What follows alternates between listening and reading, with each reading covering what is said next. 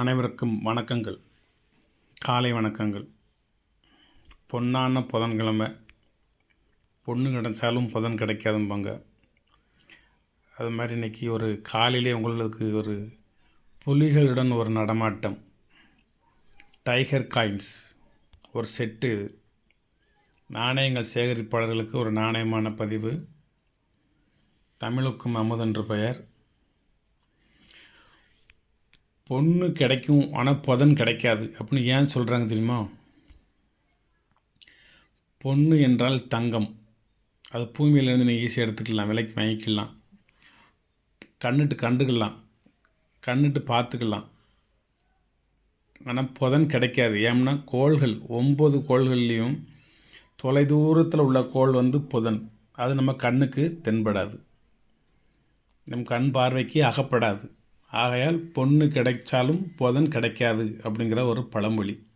இந்த பழமொழி மூலமாக ஒரு கொஸ்டினுக்கு ஆன்சர் நீங்கள் கண்டுபிடிச்சிக்கலாம். கோள்களில் அதிக தொலைவில் உள்ள கோள்கள் எது அப்படின்னா புதன்னு நீங்கள் சொல்லிக்கலாம். ரொம்ப தூரத்தில் இருக்குது, கண்ணுக்கு தெரியாது அப்படிங்கிறதுனால நமக்கு தெரிந்த ஒரு அறிவு அவ்வளோதான். இதில் ஆல்டர்னேட் இருந்துச்சுன்னா நீங்கள் கருத்துக்களை தெரியப்படுத்தலாம். இல்லை சார், புதன் தூரத்தில் இல்லை, வியாழன் இருக்குது, வெள்ளி இருக்குது, சனி இருக்குது, ஞாயிறு இருக்குது அப்படின்னு எதுவும் ஒரு கருத்து மாற்றங்கள் இருந்தால் நீங்கள் எனக்கு தெரியப்படுத்திக்கலாம். நீங்கள் வாட்ஸ்அப், இது யூடியூப்லேயே சொல்லிக்கலாம், அல்லது என்னுடைய வாட்ஸ்அப் நம்பர் அதில் இருக்குது, நீங்கள் அதில் விட போட்டுக்கலாம்.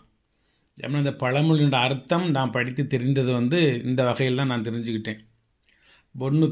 புதன் தூரத்தில் இருக்குது, கண்ணுக்கு தெரியாது. பொண்ணு பக்கத்தில் இருக்குது, கண்ணுட்டு பார்த்துக்கலாம். அதான் பொண்ணு கிடைச்சாலும் புதன் கிடைக்காதுங்கிற ஒரு பழமொழி அந்த காலத்திலேருந்து இருக்குது. நம்ம காயினுக்கு போவோம். 1985 மும்பை மின்ட்டு. இது ₹1. இது 2010 உள்ள ஹைதராபாத் மின்ட்டு ₹1. 2010 உள்ள கொல்கட்டா மின்ட்டு ₹2. இதெல்லாம் 1 மின்ட்டு தான். 2010 உள்ள மும்பை மின்ட்டு ₹5. 2010 உள்ள நொய்டா மின்ட்டு ₹100. ஆனால் 1 மின்ட்டு தான் இது.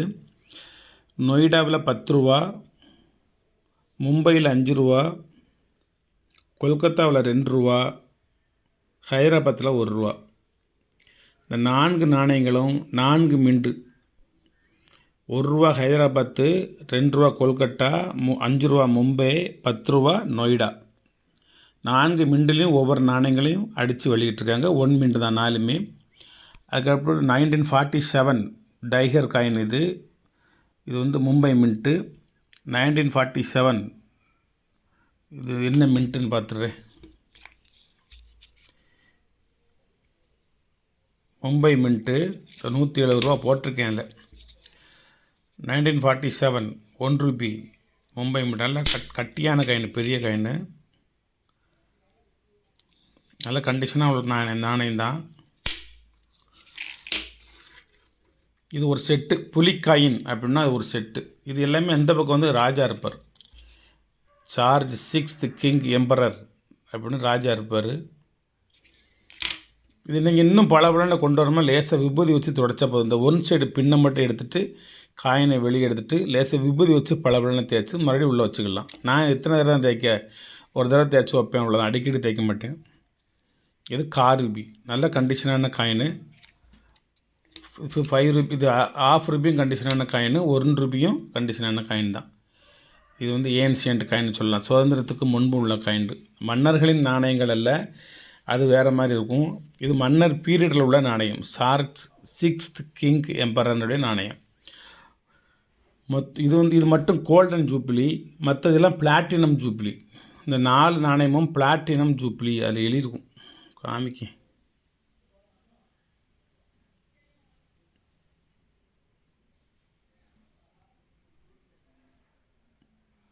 இந்த எழுதியிருக்காங்க, பிளாட்டினம் ஜூப்ளி. இது கோல்டன் ஜூப்ளி. இந்த இருக்கா கோல்டன் ஜூப்ளி. இது எல்லாமே டேமேஜ் கிடையாது. லேசாக நீங்கள் விரல்கிட்ட தொடச்சிங்கன்னா அதெல்லாம் போயிடும். இல்லைன்னா இதில் குட் கண்டிஷன் காயின் என்கிட்ட நிறைய இருக்குன்னு ஒரு 100 காயின் இருக்குது. அதில் ஒரு காயின் நல்ல, இதை விட டாப் கண்டிஷன் ஒரு காயினை வச்சு கூட தாரேன். இந்த செட்டு மொத்தமே ₹500 தான். இது நீங்கள் கூட்டினீங்கன்னா, நான் போட்டிருக்க விலையை கூட்டினீங்கன்னா 1100 மேலே வரும். இந்த 8 விதமான காயினையும் நீங்கள் மொத்தமாகவே கூட்டினா வெறும் 500 தான் நம்ம கொடுக்குறோம். எல்லாமே 200, 100, 150, 250 அப்படிலாம் போட்டிருப்பேன். அதெல்லாம் வலைத்தளத்து ரேட்டு. அந்த ரேட்டுக்கெலாம் கொடுக்க முடியாது. அதை விட ஒரு மடங்கு கம்மியாக, 2 மடங்கு கம்மி, 4 மடங்கு கம்மியாக கொடுப்பேன். அந்தந்த நாணயங்களை பொறுத்து கொடுப்பேன். இது வெறும் 8 நாணயம்தான், வெறும் 500 தான். வேணுங்க ஒரு டைகர் செட்டு, ஒரு செட்டு காயின் வேணுங்க, இதை வாங்கி வச்சுக்கலாம். அடுத்து நீங்கள் டைகர் செட்டு தேட வேண்டிய அவசியம் இல்லை. வேறு நாணயங்கள் கிடையாது. புலி படம் போட்ட இதான் இந்தியாவினுடைய ரிசர்வ் பேங்க் ஆஃப் இந்தியாவோட முத்திரை. இந்தியாவின் தேசிய விலங்குன்னு சொல்லிடக்கூடாது. இது வந்து ரிசர்வ் பேங்க் ஆஃப் இந்தியாவினுடைய முத்திரை. புலி, டைகர். நம்ம தமிழ்நாட்டில் வந்து சோழ மன்னனின் கொடி, புலிக்கொடி. கரெக்டாக தான் சொல்லிட்டுருக்கேனா? பாண்டிய மன்னனுக்கு வந்து மீன் கொடி, சேர மன்னனுக்கு வந்து வில்லும் அம்பும்.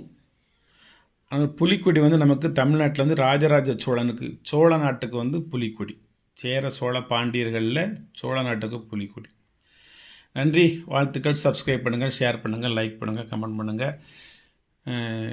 எல்லாருக்குமே இன்றைய பொழுது சிறந்ததொரு பொழுதாக அமைவதற்காக இறைவனிடம் வேண்டிக் கொள்கின்றேன்.